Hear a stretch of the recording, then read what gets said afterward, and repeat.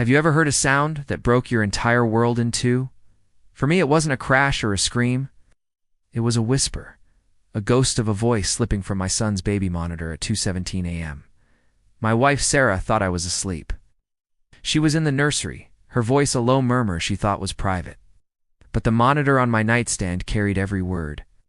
She was talking to him, the man whose name I didn't know yet, but whose presence I'd felt for months, like a cold draft in her home.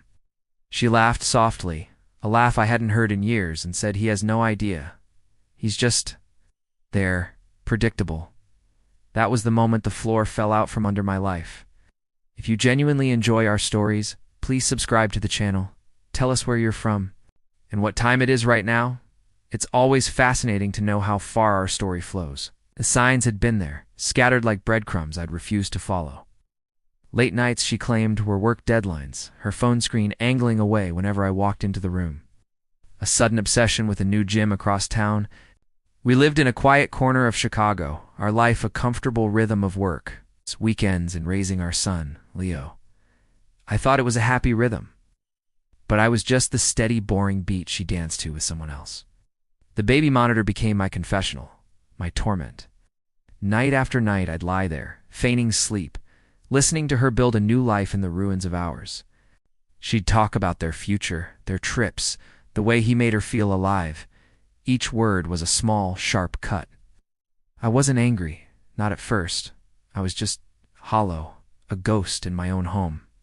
The man she described, dull, oblivious, predictably, didn't recognize him, but that's who I had become to her.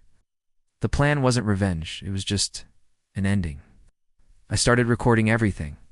Every whispered call, every hushed promise she made to him.